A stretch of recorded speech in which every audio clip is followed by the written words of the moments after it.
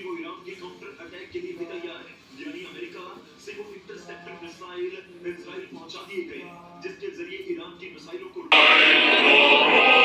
The first US-born leader of the Roman Catholic Church has earned the fury of his president. We don't like a pope that's going to say that it's okay to have a nuclear weapon. We don't want a pope that says crime is okay in our cities. I don't like it. I'm not a big fan of Pope Leo.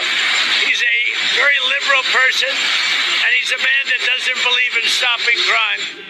Trump's comments came after the Pope held a mass on Saturday as the US and Iran entered talks to end the war. Addressing world leaders, Leo said, "Stop. It is time for peace. Sit at the table of dialogue and mediation, not where rearmament is planned." And as Pope Leo set off on a 10-day tour of 4 African countries, he shared his thoughts on Trump's attacks. I don't think that the message of the gospel is meant to be abused in the way that some people are doing. And I will continue to speak out loudly against war, looking to promote peace, promoting dialogue and multilateral relationships among the states to look for just solutions to problems. Too many people are suffering in the world today. Too many innocent people are being killed. And I think someone has to stand up and say there's a better way to do this.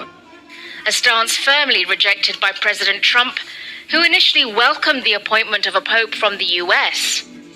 On Monday, the president also posted an AI-generated image of himself dressed like Jesus, healing the sick, flanked by an American flag and what seemed to be fighter jets and soldiers.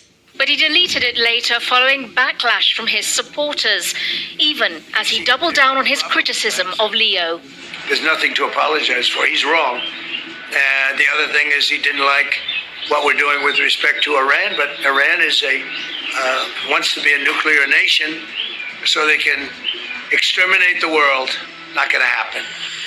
But as Trump's popularity continues to plummet, both at home and abroad, it's the message from this Chicago-born Pope that's appealing to a global audience. Sonia Gallego, Al Jazeera. Well, China president is meeting with the leaders of countries that have been impacted by the war and its economic fallout. Xi Jinping is meeting Spanish Prime Minister Pedro Sanchez to discuss political and economic ties between the two countries.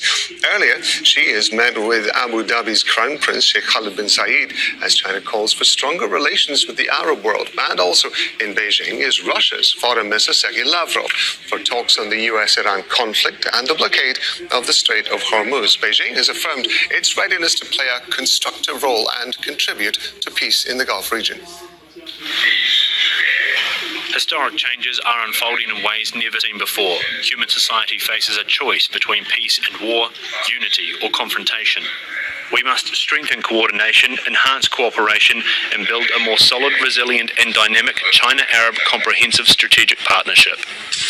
China's foreign ministry spokesman Guo Xiaokan is holding a daily media briefing in Beijing. He's been speaking about the situation in the strait a few moments ago. We're going to take a listen.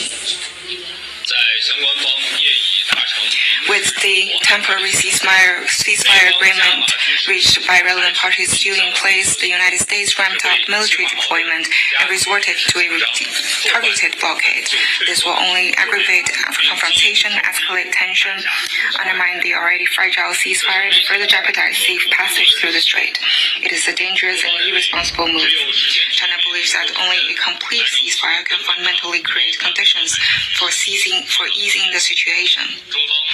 We urge relevant parties to honor the ceasefire arrangement, stick to the direction of peace talks, and take concrete actions to de-escalate the situation in the region so that normal traffic via the Strait of Hormuz will be able to resume as soon as possible. Well, Katrina Hughes joining us now live from Beijing. So the foreign ministry spokesman there making it very clear where Beijing stands on this. They want everybody to honour the ceasefire agreement. They say that military intervention is only going to make things worse. President Xi and Pedro Sanchez,